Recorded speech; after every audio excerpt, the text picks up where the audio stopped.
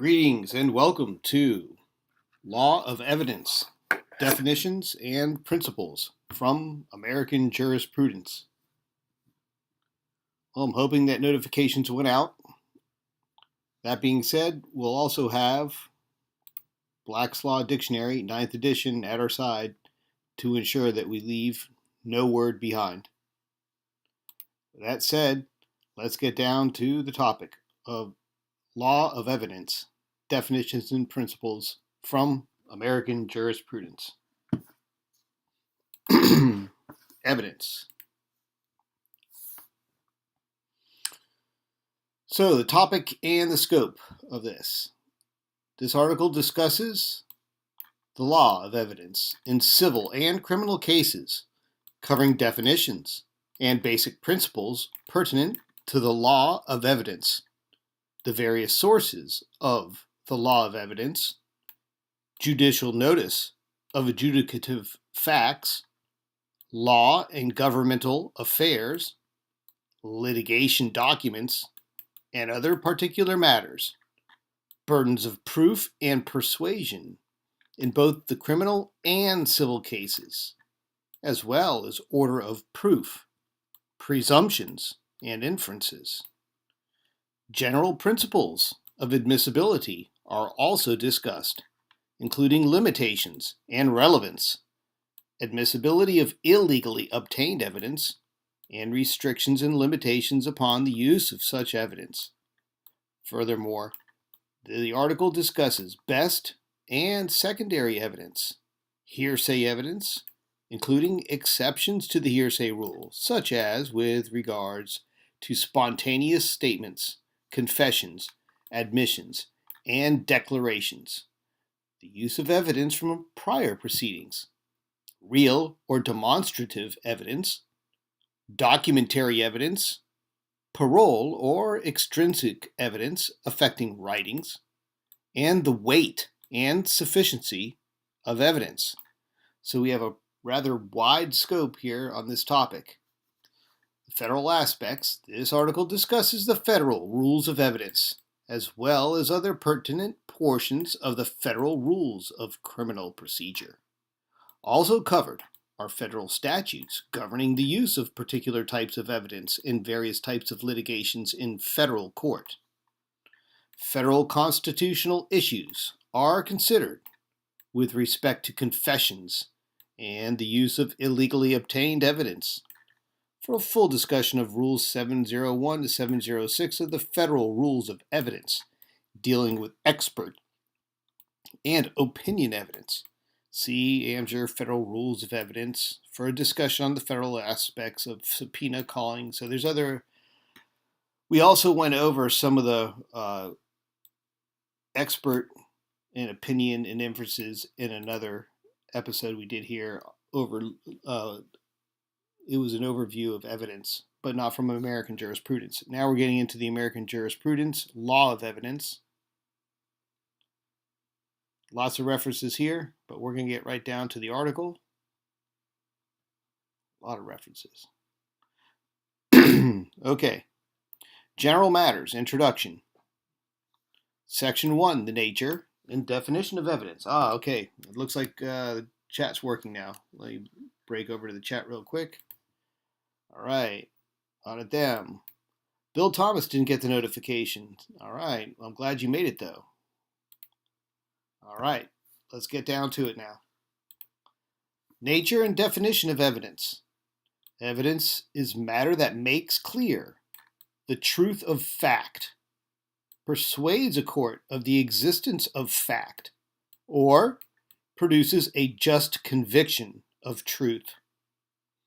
It is further defined as any species of proof legally presented at trial through the medium of witnesses, records, documents, exhibits, and concrete objects for the purpose of inducing belief in the minds of the court or jury.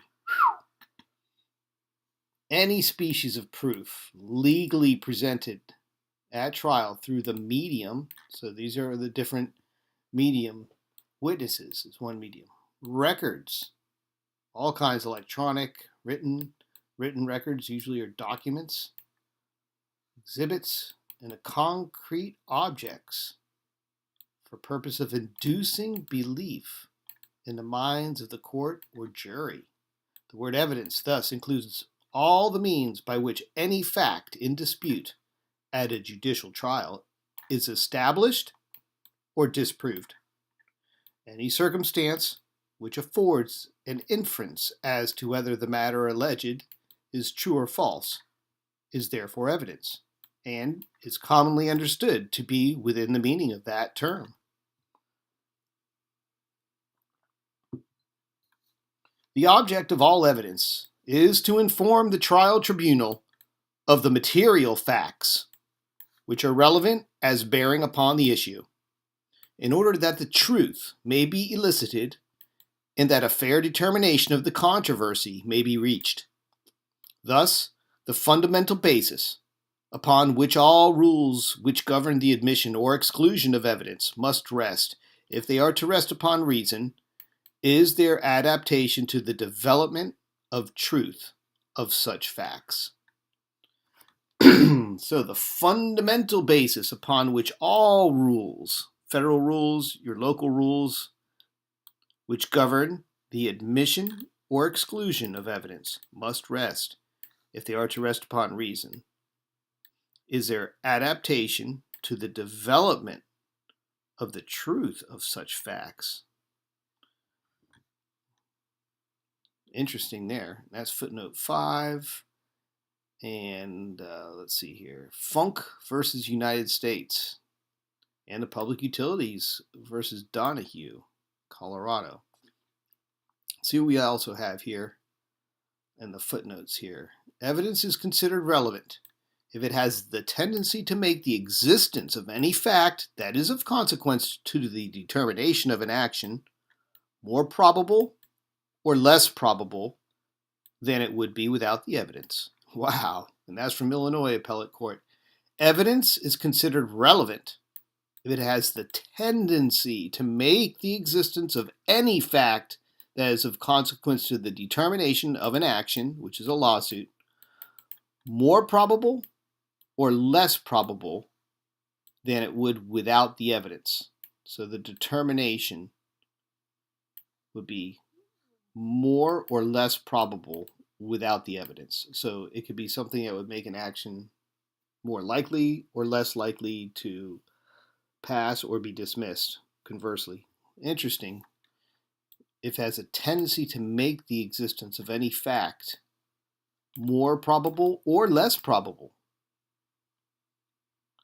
Now we get on to section 2 here. Before we do that, proof distinguished from evidence. Let's hop over to the chat one more time here.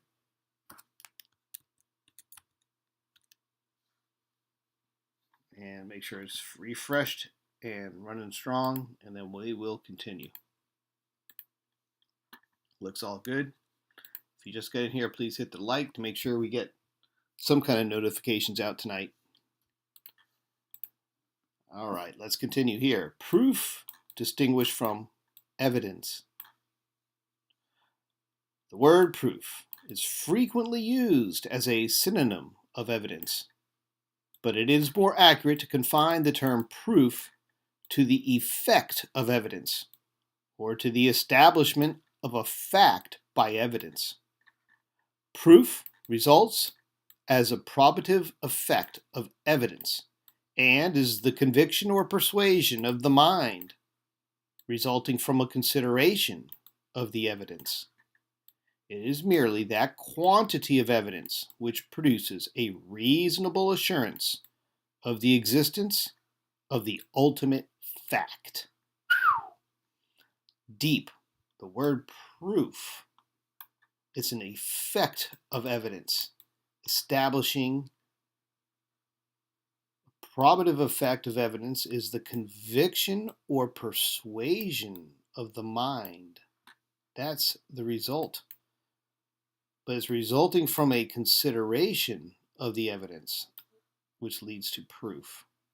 It's merely the quantity. If you have enough evidence, then you can prove the existence of an ultimate fact. So there's different facts surrounding the ultimate fact, and the quantity of evidence can weigh in towards that. Interesting way to look at this here. Proof distinguished from evidence. Proof is the effect of evidence, resulting from evidence as the persuasion of the mind or conviction. Wow. All right, we're on to section 3. Requirement. Well, hang on, we didn't say important footnotes here. Nope. Okay, 3. Requirement that matter be received in court. Courts are to decide a case only on evidence in that particular case. Matter which was not introduced or presented as evidence at trial does not come with the commonly accepted definition of evidence. In this regard, neither testimony nor physical objects are evidence unless they are produced, introduced, and received in a trial. Because evidence is matter which has actually been presented at trial, facts obtained through the use of discovery devices, such as written interrogatories, are not of themselves evidence. They may, however, become evidence by the introduction as such at the trial of the matter. Wow, that's an interesting one there. And you think about that, the written interrogatories are not themselves evidence, but then you could have him testify as it being evidence and have it introduced or other matters like that at trial. But before we go any further, just to remind everyone that this is strictly for the entertainment, educational purposes of this YouTube broadcast only, not to be used, misconstrued, misused for any of your legal, lawful, personal, professional, financial, tax, or otherwise. Don't do this at home. All right. And we are on to section 3, requirement that matter be received in court. And this is from the supplement. Again, we're reading from the second edition American Jurisprudence, but this is 1998. So there's other supplements here since then, but considering we're speaking about evidence, very little has changed in quite some time. So all this should apply. There's, of course, going to be other case authorities that could be referenced here, and some of these are included. This is one edition here that's in this 1998 edition as a supplement. So case authority, section 3. Although former proffer is not essential, proponent of evidence must show substance of proposed testimony in some fashion. So we have a Stockhill versus Shell Oil Company, 1993. Plaintiff waived his right to challenge the granting of defendant's motion in limine to exclude all evidence. If you remember from the last presentation, motion in limine is to exclude particular matters of evidence, so they can't be included within the trial. So this plaintiff waived his right to challenge the granting of defendant's motion in limine to exclude all evidence relating to the details of the plaintiff's child's death because the plaintiff failed to proffer any evidence allegedly excluded by the trial court. All right. Interesting there. A document or item which is not marked as an exhibit and is not offered or received by the court is not, in technical terms, evidence. Important one here for your notes. A document or item which is not marked as an exhibit and is not offered or received by the court is not, in technical terms, evidence. So, mark your documents as evidence if you want it to be received properly in technical terms by the court as evidence, it seems. On to section 4, classes of evidence. The word evidence is comprehensive, and it encompasses both testimony and physical evidence. Legal evidence is thus not limited to the oral testimony of witnesses personally cognizant of the facts given in open court. Proof may be produced in the form of documentary evidence, such as public records, private writings, books of account, and other documents, or by the introduction of objects and exhibits. Evidence is classified according to whether it is circumstantial or direct. Circumstantial evidence is evidence of a series of facts other than the fact at an issue, which leads to a permissible inference. concerning the existence of the fact in issue. Direct evidence is evidence which, if believed, proves the existence of the fact in issue without inference or presumption. It is evidence which comes from one who speaks directly of his or her own knowledge on the main or ultimate fact to be proved, or who saw or heard the factual matters which are the subject of the testimony. However, it is not necessary that this direct knowledge be gained through the senses of sight and hearing alone, but it may be obtained from any of the senses through which outside knowledge is acquired, including the senses of touch or pain. The term prima facie evidence denotes evidence which, if unexplained or uncontradicted, is sufficient in a jury case to carry the case to the jury and to sustain a verdict in favor of the issue which it supports, but which may be contradicted by other evidence. Stated otherwise, prima facie evidence means evidence which is sufficient to establish the fact unless rebutted. Evidence which, standing alone and unexplained, would maintain the proposition for which it is introduced. The term prima facie evidence is not synonymous with the term presumption. A prima facie evidence rule is nothing more or less than a rule of evidence, and is not a rule of substantive law.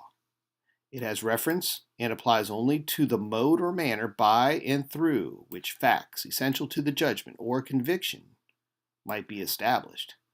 So it seems the terminology we're using here, prima facie evidence, in quotes, so on the face, that it is left unexplained or uncontradicted, it will be sufficient to carry to the jury and sustain a verdict in favor of the issue, right, which it supports. Whatever this evidence is supporting on its face, it denotes that it has enough, it's sufficient to carry. Therefore, it just means evidence which is sufficient to establish the fact unless rebutted. That sums it up rather well. All right, we're on to section 4, evidence or classes of evidence, and this is also from the supplement. Let's hop over to the chat real quick. All right, we have one from Bill Thomas. Says, I notice in many cases photos and videos seem to require the question, is this a true and accurate depiction? I wonder where this comes from. This is, again, you're introducing something to be evidence. It needs to be proven. So there have to be some supporting facts, I would assume, to support that evidence so that it would be admissible. And then, of course, once it's admissible as evidence, then it could be used to prove something in the minds of the jurors or the court. So yeah, indeed. And of course, the documents can be in many different forms. Records are essentially a document that cannot be changed or modified without fraud or forgery. So a record is like a document that's a snapshot of time. Document is open to revision. It could be modified, amended, changed at times. Just like what we're reading from right now would be considered just a document, not a record document, because we have supplements and addendums included.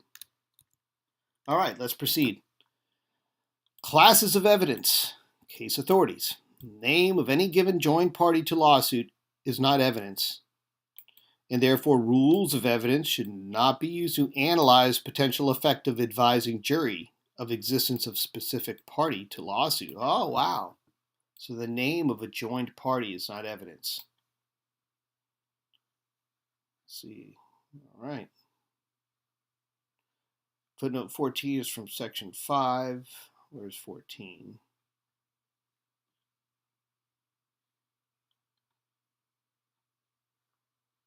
Legal evidence is thus not limited to the oral testimony of witnesses personally cognizant of facts given in open court. It's not limited to only the oral testimony of witnesses personally cognizant. Proof may be introduced in form of documentary evidence, but this was footnote 14 in classes of evidence. It says refer to section 5. Okay. So let's go down to section 5. as we are referred to from footnote 15.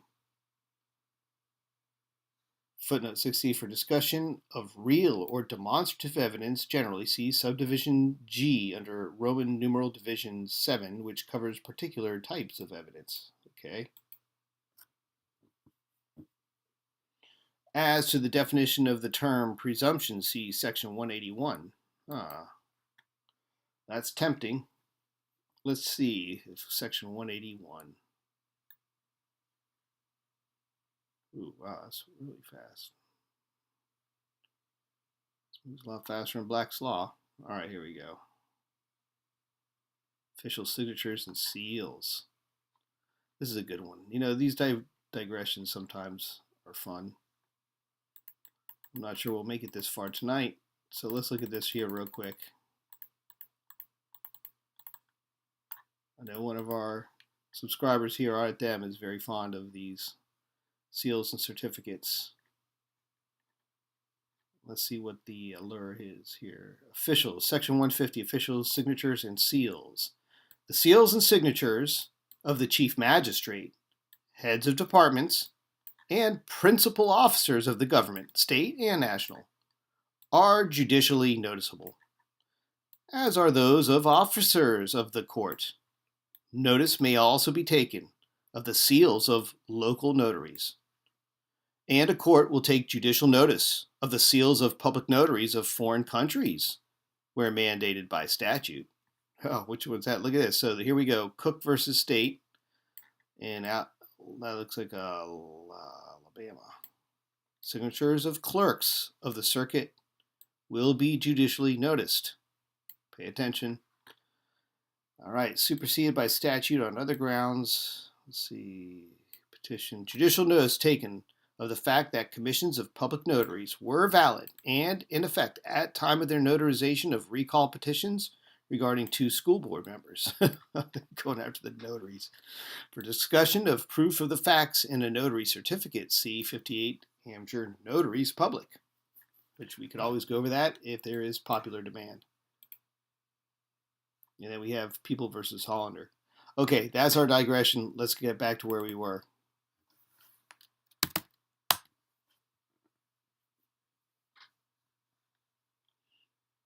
We're on section 5. Well, weren't we just on section 5? No, we're referred to section 5 and we got our digression. Now we're on section 5. Testimony.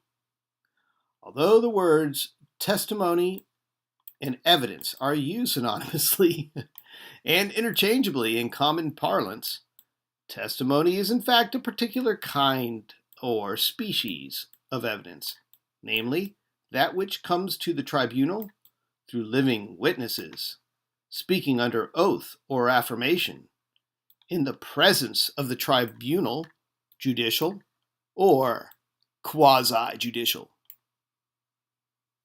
So we're again now with testimony, not to be confused with evidence, even though they are used synonymously. Testimony is a kind of evidence, namely, it kind of comes from living witnesses, speaking under oath or affirmation, in the presence of the tribunal. Testimony means a statement made by a witness for the purpose of establishing proof of a fact to a court or tribunal. It is distinguished from statements made under different circumstances and from evidence derived from writings and other sources. So interesting here, that's footnote 27. Let's see here.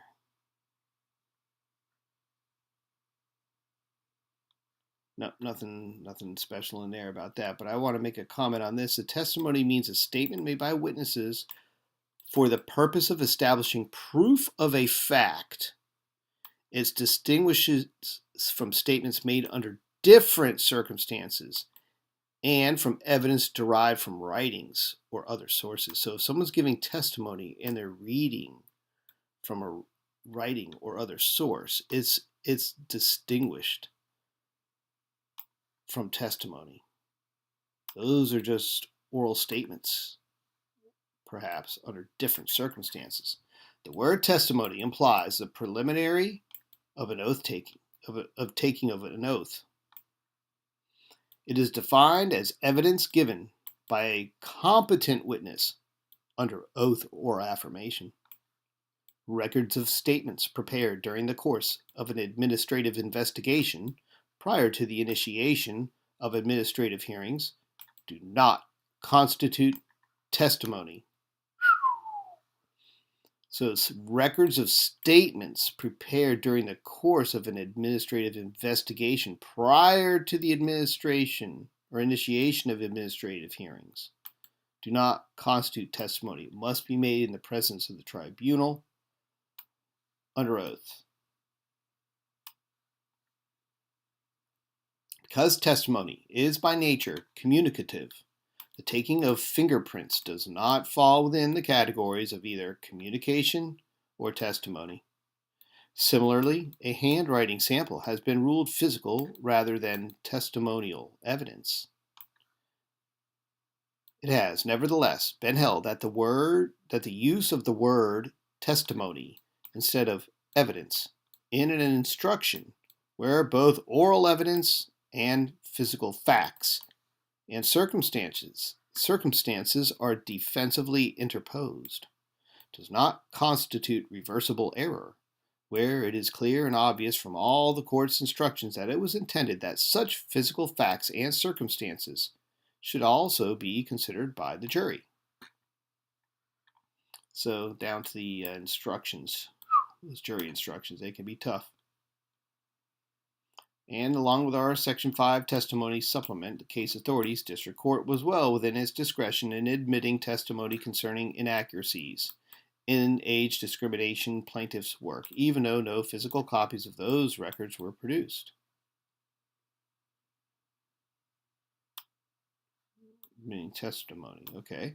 Generally, court should not prohibit defendant from presenting theory of defense to jury, but some relevant factual basis for defense should exist under federal evidence rules before evidence or testimony is offered.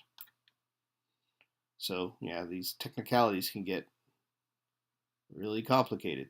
Testimony is generally described in both statutory and decisional law as oral statements made by a person under oath in a court proceeding, and is extended to cover the prior inconsistent statements of a witness, admissible under the prior inconsistent statement exception to the hearsay rule. So there's the prior inconsistent statement exception to the hearsay rule. That's an interesting one to look deeper into there. Let's see here. Zenith Radio. Hey, I remember them. This must be an old one there. Summary judgment. Okay. Lots of cases there. We're on to Section 6, finally. Legislative power to prescribe rules of evidence. Validity. And let's jump over the chat real quick. Testimony offered in bail hearing considered evidence or only in the case itself. That would be an interesting one to look deep into. Of course, that would probably be applying to the state rules of evidence, and we're looking mostly here at the federal rules of evidence, and they are quite strict, so they're probably more strict than your state laws. However, that's something to look into with your rules of civil or criminal procedure in your state.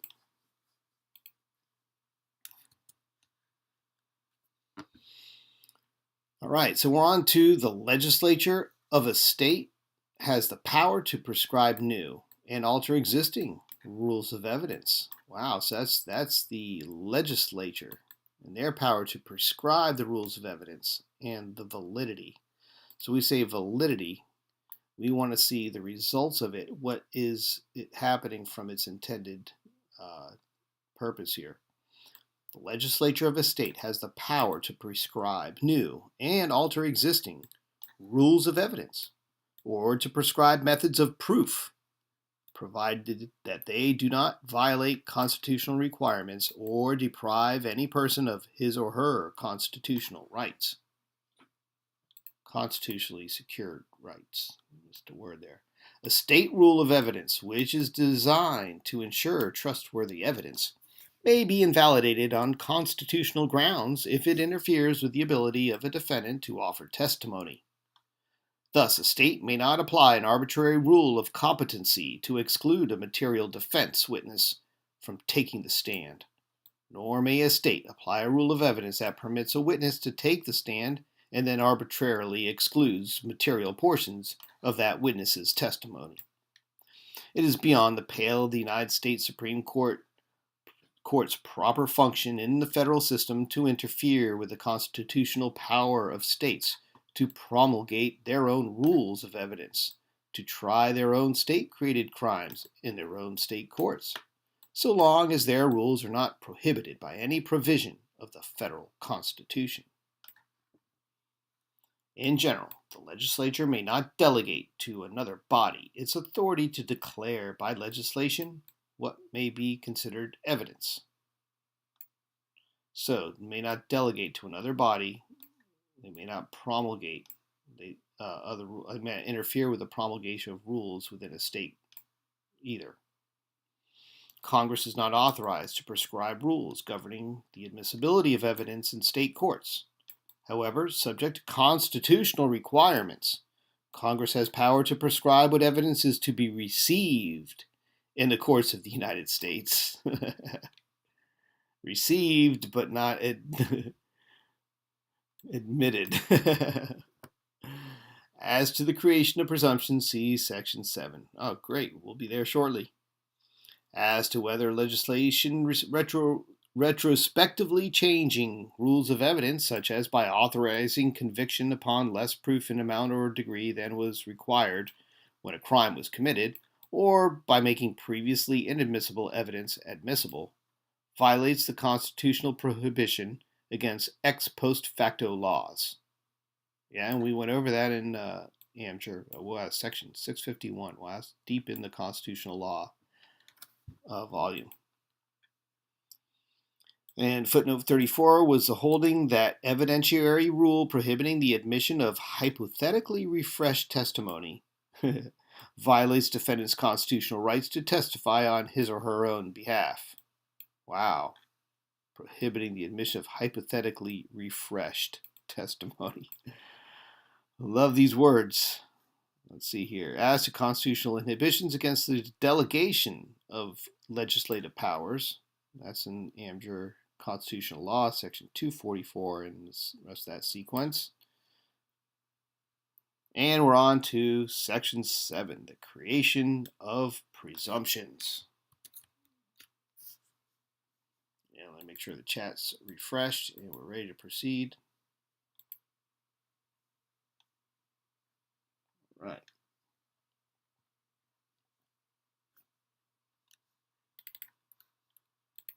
And we're back. The legislative body generally may provide by statute or ordinance that certain facts shall be prima facie or presumptive evidence of other facts. Now, we saw before there's supposed to be a distinction between prima facie and presumptive. This power is not confined to civil cases but applies to criminal prosecutions as well. In the exercise of its right to prescribe evidentiary rules in civil and criminal cases, the legislature may provide that when certain facts have been proved, they shall be prima facie or presumptive evidence of other facts with the following limitations. All right, so here are exceptions. The exceptions make the rule, it seems here. 1, there must be natural and rational relation between the facts proved and that presumed. That's a good one there. There must be natural and rational relation between the fact proved and that presumed. 2, the fact inferred from the fact actually proved cannot be purely arbitrary or wholly unreasonable. And 3, the accused in all events must be given the right to have their triers of fact determine guilt or innocence after giving such weight to the presumption as they shall deem proper. The accused as they deem proper. Interesting there. So those are limitations that they can't interfere with. The power of the legislature to create presumptions is not a means of escape from constitutional restrictions. So this is quite interesting here, that this is the creation of presumptions, and this is from a legislative body. They may provide by statute certain facts shall be prima facie or presumptive, right? But it's not confined to civil cases, but criminal as well, as we see the legislature is able to determine which facts are presumptive or prima facie. In knowing this, though, it's quite important to realize, as we're speaking about here, there's different weights of evidence here: presumptive, prima facie. Let's continue. Annotation here: validity under federal constitution of criminal statute or ordinance, making one fact presumptive or prima facie evidence of another. Wow.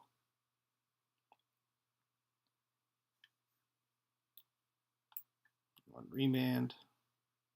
All right, Section 8. Contractual stipulations affecting rules of evidence.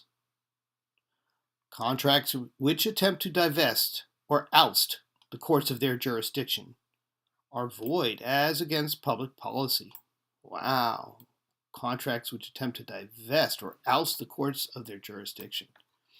There is, however, a difference of opinion upon the question of the validity of contractual stipulations by which the parties attempt to alter or waive rules of evidence established by law, or to fix the mode, method, or quantum of proof to be applied in subsequent litigation between them. According to one line of authorities, parties cannot, by contract, control or modify the law of evidence, and any attempts in that direction are invalid and not binding upon the parties or the court. Parties cannot contract, alter the rules. Parties cannot, by contract, alter the rules of evidence so as to preclude the court from receiving evidence admissible under the general rules of evidence. Moreover, parties to a contract may not, by the terms of their contract, change the burden of going forward with the evidence from that imposed by the rules of evidence, although there is also authority that parties to a contract may provide certain facts shall constitute prima facie evidence. So it seems contractually you could have some evidence become prima facie evidence once it's received just by the contract, but you can't exclude or alter, modify the general rules of evidence by contract. And that is against public policy, footnote 44. And that comes from the courts, section 140. 20 AmJur. Okay, that could be a good one for the future. I think I did cover some of this one. I'm not sure if I made it section 140, but we'll make sure we do in the future. If we come back to that by popular demand, let me know in the chat. And scope and applicability of rules. Here we're on section 9. Proceedings governed by federal rules.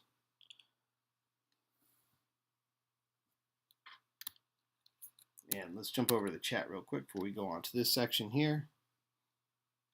Bill Thomas says the agreements to arbitration seem like they might conflict with some of what I think I heard. No, an agreement to arbitration would be an agreement to arbitration. Once it goes to the courts, you can't modify those rules of evidence. Within the arbitration, it's different. You could have it so that the controversy is settled through arbitration in a contract. But if all else fails and it ends up in the courts, at that point the contract's not going to modify the rules of evidence. So I think that's what they're alluding to here. This does not involve arbitration. That would be a different way of resolving the controversy. And if that, if you're in the courts, you're not going to change their rules, is I think what this is alluding to. But good point there to bring up, because that could be easily misconstrued. Okay, so we're on to the proceedings governed by federal rules. So the federal rules of evidence govern proceedings in the courts of the United States and before the United States bankruptcy judges and United States magistrates. To the extent and with the exceptions stated in the rules. Moreover, Congress's authority to prescribe such rules, characterized as housekeeping rules, has long been recognized. The district court's construction of the federal rules of evidence is a question of law subject to de novo review. Furthermore, federal rules purporting to govern procedural matters which are duly passed by Congress will be presumed constitutionally valid unless they cannot rationally be characterized as rules of procedure. So, the rules of evidence is a question of law subject to review, new reviews, and furthermore, the federal rules purporting to govern procedural matters which are duly passed will be presumed constitutionally valid. So if they're passed, they're presumed constitutionally valid unless they cannot rationally be characterized as rules of procedures. So if they're characterized by a rule of procedure, the federal rules of evidence, it's considered a question of law and therefore is presumed constitutionally valid. The federal rules of evidence are not a complete code of evidence for use in federal courts. For example, the rules district courts to construe the rules. Look at this with the capital and lowercase. So the rules of evidence is a capital one here.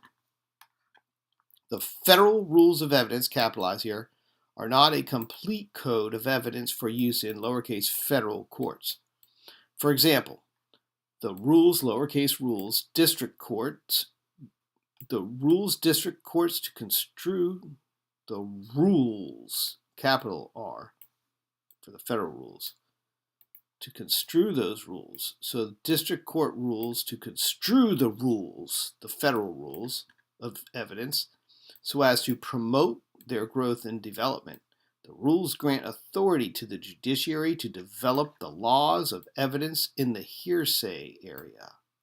And according to the Advisory Committee on the Federal Rules of Evidence, the lowercase rule, which furnishes examples of allowable methods of authentication and identification, is meant to leave room for growth and development in this area of law. Yeah, 58. Oh, gosh. Let's see what this is here. That's just awful. See, footnote 50, Advisory Committee notes Federal Rules of Evidence. Yeah. Okay. Let's see here. Practice guide. To determine whether the federal rules of evidence are applicable in a particular situation, 3 questions must be answered. Namely, here we go. Here's your 3 questions for your checklist. 1. Is the particular court or magistrate covered by the rules? I mean, these you can ask a judge. Is the particular proceeding covered by the rules? And 3, is the particular situation covered by the Constitution, by an act of Congress, or by other rules prescribed by the Supreme Court pursuant to statutory authority? If the answer is yes to the first 2 questions and no to the third question, then the federal rules of evidence are applicable. Wow.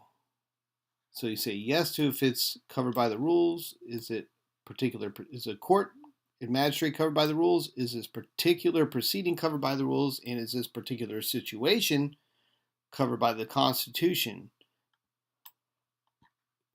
By an act of Congress? So that's making sure you're in the right court. Other rules prescribed by the Supreme Court. See, if you're in any of this, then it's not applicable. Wow. So this is rather enlightening right here. So another one for the notes. To determine whether the federal rules of evidence are applicable in a particular situation, 3 questions must be answered. Is that particular court or magistrate covered by the rules? 2, is the particular proceeding covered by the rules?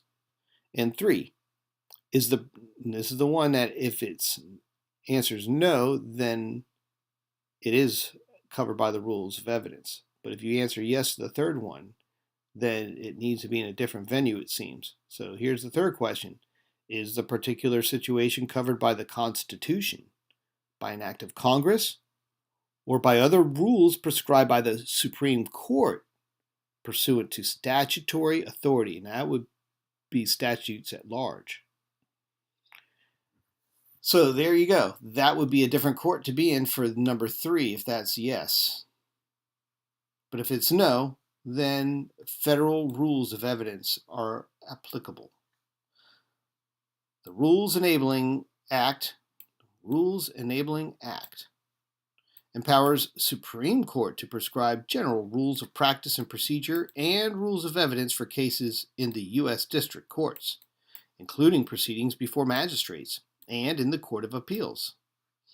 Rules of evidence prescribed by the Supreme Court shall not abridge, enlarge, or modify any substantive rights. Footnote 60. See that one real quick.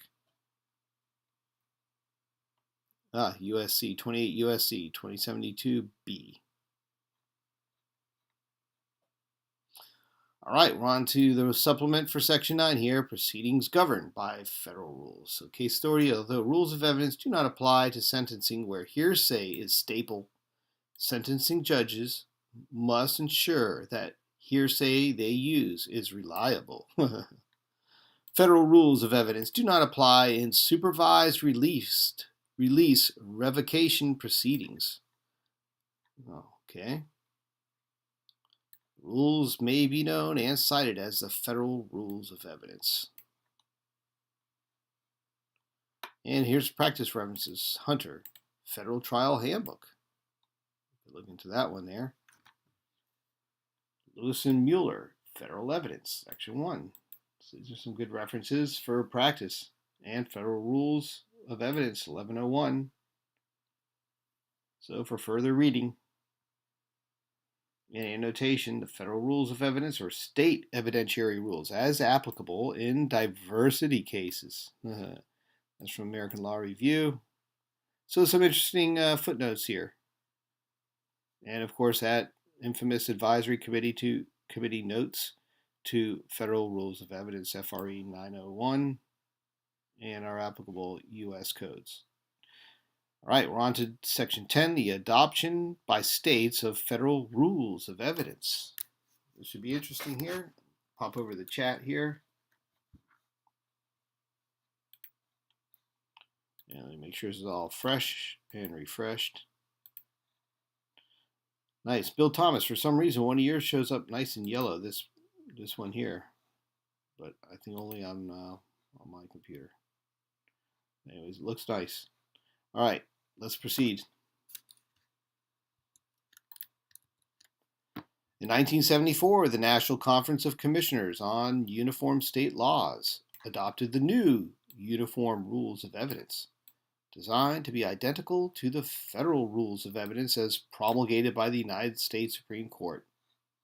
Cases interpreting the federal rules of evidence are helpful in analysis of state rules, which are based on the federal rules of evidence. In fact, a state rule of evidence patterned after a federal rule of evidence should be construed in accordance with federal court decisions interpreting the federal rules of evidence. Thus, state courts will look at federal rules' history and purposes in interpreting the provisions of an identical state rule of evidence. However, one state court has held that because rules of evidence, to the extent they do not impinge upon United States constitutional guarantees, are a matter of state law, federal authorities are not controlling of precedential significance. Nice, okay. So we have the Uniform Rules of Evidence. Okay. That was Moore versus State in Florida, appeal after remand.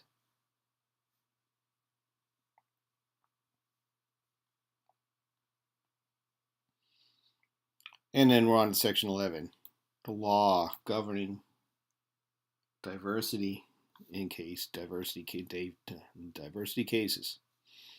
The federal rule of evidence applies in federal diversity cases when they cover the points in dispute. The federal rules of evidence thus govern the admissibility of evidence, including documentary evidence, in federal diversity cases. In reaching the conclusion that the federal rules of evidence control the evidentiary question and issue, courts rely on the fact that Congress amended the proposed rules, which the Supreme Court promulgated, and has deferred to state law in certain specific areas, such as presumptions and privileges. Further, a diversity case, state evidentiary rules, may be so bound up with state substantive law that federal courts sitting in that state should accord them the same treatment as state courts in order to give full effect to the state's substantive policy. For example, state law has been found to govern over federal rules of evidence as to the admissibility of evidence of a plaintiff's remarriage in a wrongful death action. Oh boy. Federal law will govern when the federal rules of evidence address the specific question at issue in the case. 2. If the evidentiary question at issue has procedural aspects, even if the issue also has substantive ramifications. Wow. So that the federal law will govern if the issue has procedural aspects, even if it also has substantive ramifications. And federal law will govern where there is no conflict between federal and state law on the question at issue. Nice. In Section 11, the law governed in diversity cases supplement, practice aids, federalism, and the Federal Rule of Evidence 501, privilege, and vertical choice of law. This looks like a good one, 1994. This might be a good one to review on the channel at a later date. Let me know what you think in chat. And here are lots of references.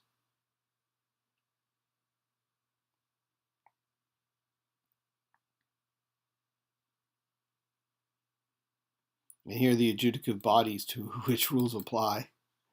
Oh gosh, so yeah, all these different district courts here. We get United States District Court, Guam, Virgin Islands, Mariana, the United States Court of Appeals, United States Claims Court, United States Bankruptcy Judges, and the United States Magistrates. Notice that you don't see Bankruptcy Court.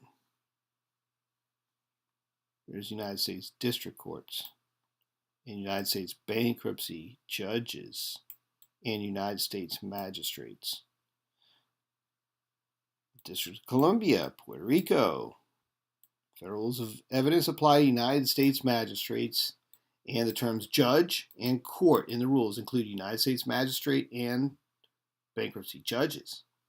Although the pertinent Rule 81 does not say whether federal rules of evidence applies to the United States Supreme Court, that court has applied the federal rules of evidence in certain instances.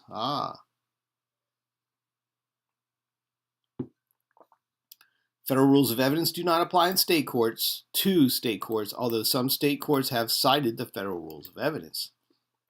However, the federal rules of evidence may be applicable by statute to courts not specifically listed under the provision governing applicability of the rules.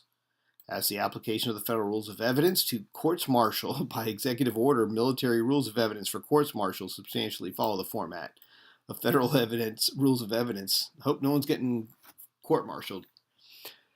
Federal rules of evidence, by their own terms, do not apply to administrative agencies or in black lung benefits hearings, although the general rule is that administrative tribunals are not bound by the strict rules of evidence governing jury trials or other court proceedings. Statutes or regulations may expressly provide for the application of rules of evidence in certain administrative proceedings. And here's some more practice references.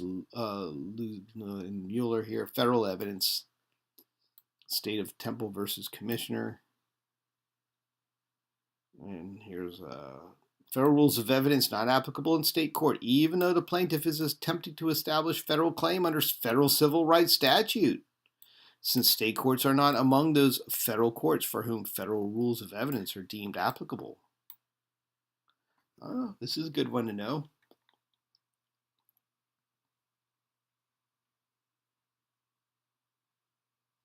National Labor Relations Act provides that any unfair labor practice proceeding must, so far as practicable, be conducted in accordance with the rules of evidence applicable to the district courts. National Labor Relations.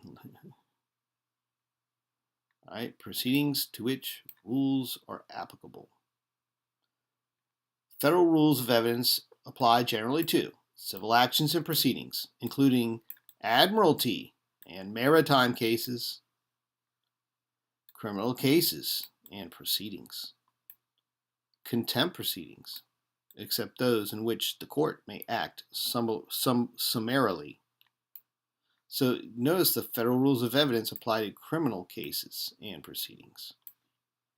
And proceedings in cases under Title 11 United States Code, which is bankruptcy cases, of course. That will apply to those too. The provision governing applicability of rules to proceedings, generally, is subject to the qualifications expressed in the provision dealing with the rules of privilege. The provision dealing with situations in which the federal rules of evidence are inapplicable, and the provision dealing with proceedings in which the rules are applicable in part.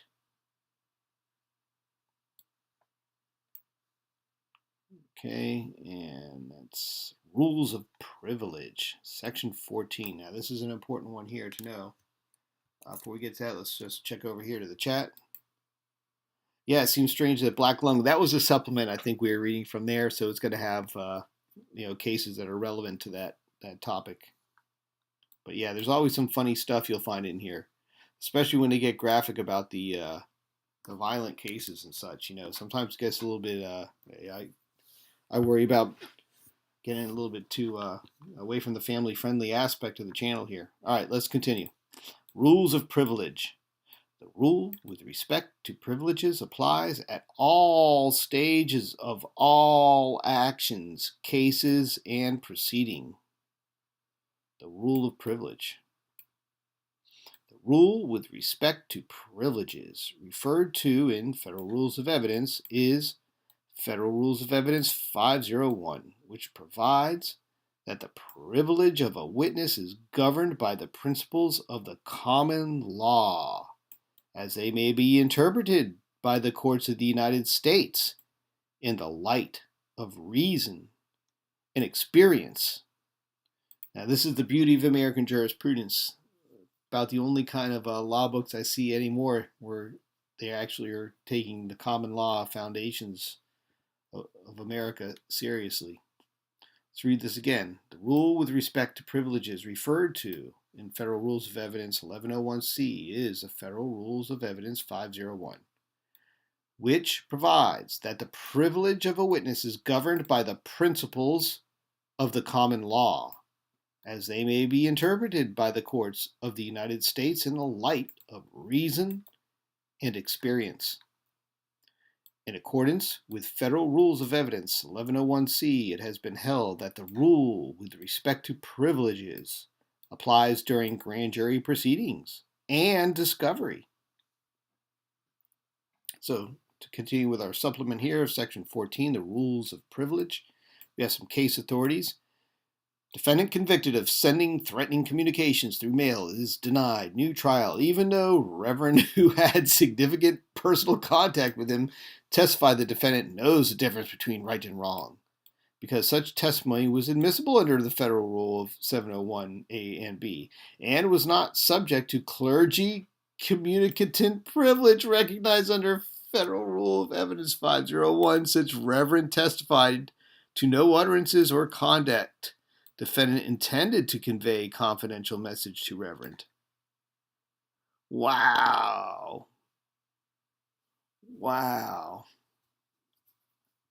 Man, Reverend Snitch. Case-by-case balancing approach of Second Circuit in adopting highly qualified version of psychotherapist patient privilege was persuasive, and in applying it, courts should consider privacy interest of individual opposing disclosure, policy of encouraging forthright exchange of information between psychotherapist and patient, policy of Federal Rules of Civil Procedure favoring narrow construction of privileges in order to encourage full access to information, methods of limiting disclosure, and relevancy of requested information. Wow. Case-by-case approach. court would recognize existence of psychotherapist-patient privilege under Rule 501. Appropriate scope is determined by balancing interests protected by shielding evidence sought with those advanced by disclosure. In diversity action, Rule 501 required application of Alaska Evidence Rule 512 prohibiting drawing of any negative inferences from invocation of attorney-client privilege, since it is part and parcel of Alaska's law of privileges, even though it does not explicitly address how privileges are to be determined. And the self-critical analysis privilege protected documents of plaintiff who was suing former site owners to recover its current and anticipated response costs under CERCLA and various Florida statutes. Even though Florida did not recognize such privilege, federal privilege applied in federal question case with pendent state law claims. Wow. According to the advisory committee notes, the Federal Rules of Evidence 1101C is made necessary by the limited applicability of other federal rules of evidence. Section 15 for further discussion situations to which the rules of evidence do not apply. Here's this Mueller one here, Federal Evidence. A lot of references to that book there. I bet that's a real thick textbook. All right. Witnesses, let's see, the existence and extent of a privilege in a federal grand jury proceeding is a matter of federal common law, and the state documents must be produced pursuant to a subpoena by a federal grand jury, even though state law prohibits disclosure of the document where the asserted privilege does not exist as a matter of federal law. Nice. And okay, so that's a good one to know here. The existence and extent of a privilege in a federal grand jury proceeding is a matter of federal common law, and the state documents must be produced pursuant to a subpoena by a federal grand jury, even though state law prohibits disclosure of the document where the asserted privilege does not exist as a matter of federal law. So if they claim state gives them a privilege to prohibit disclosure, but it doesn't exist as a matter of federal law, then it's a matter of federal common law, and it must be produced pursuant to the subpoena. Nice. All right, and we come to section 15, the proceedings or situations in which the rules of evidence are inapplicable. And let's jump over to the chat here and see if we have, hope everyone's still keeping along here.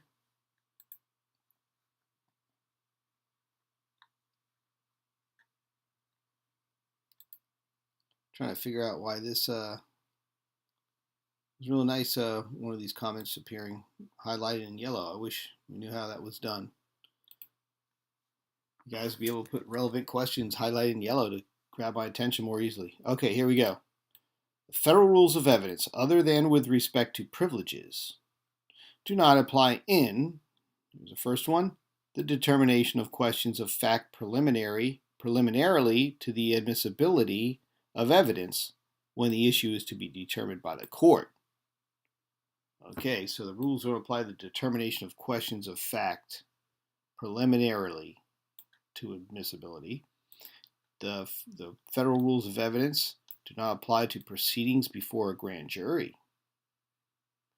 And they don't apply to proceedings for extradition or rendition, preliminary examinations in criminal cases, sentencing or granting or revoking probation, issuance of warrants for arrest, criminal summonses and search warrants, and proceedings with respect to release on bail or otherwise. So the federal rules of evidence don't apply there.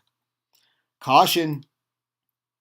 It should be noted that the Federal Rules of Evidence 1101D is not intended as an expression as to when due process or other constitutional provisions may require an evidentiary hearing. Wow. It's interesting to look at. So the Federal Rules of Evidence 1101 seems like a good one to research more. We'll put that one in the notes. And further supplements for Section 15, proceedings or situations to which rules of evidence are inapplicable. Supplement. Case authority. Hearing on revocation of supervised release is not part of criminal prosecution, and full panoply of rights, so the full gamut, the panoply of rights due defendant under federal rules of evidence do not apply. Thus, hearsay testimony is admissible so long as it is reliable. Wonder whose hearsay they were admitting. All right.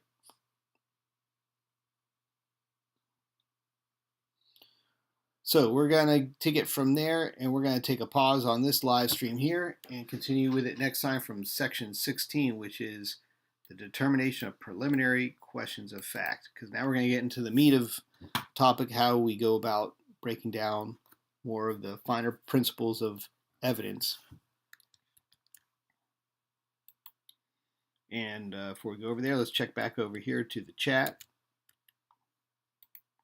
Feels like a dense load of information, this one. So many complications in these rules. Indeed, this is the law of evidence, and these are the federal rules of evidence we're really focused on here.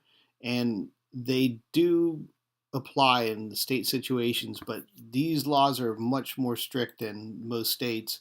So by starting with this as a foundation, allows you to have a better perspective of rules of evidence in any other state, because it's going to be either adapted from the federal rules or it'll be in less restrictive than the federal rules. Another aspect here is that with a lot of the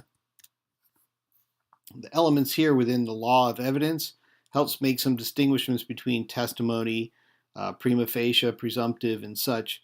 As you see, these are fine points that when you see evidence that isn't true and is being admitted as a fact, as evidence, and it can be easily proven under presumption if there's no rebuttal based on these principles.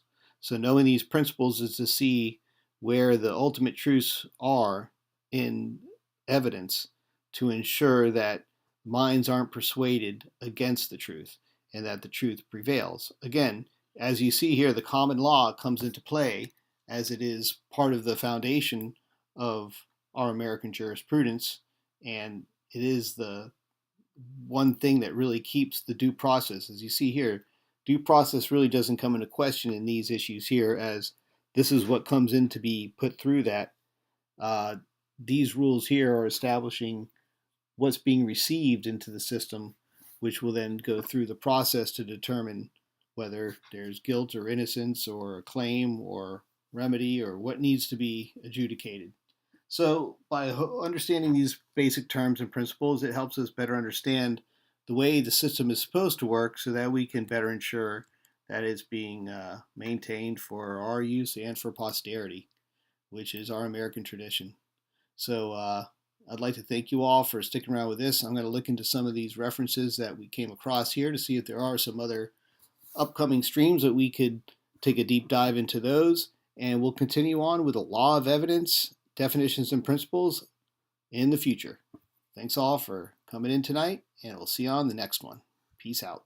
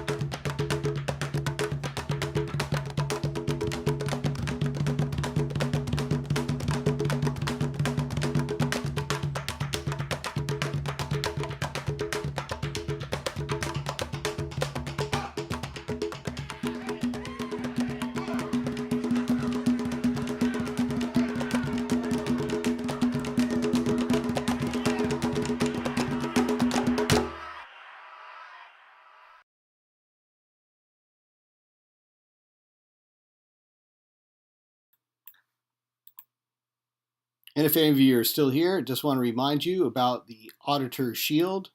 We have the Auditor Shield membership level here on the Tribe channel, as is in some other channels too, but with the Auditor Shield,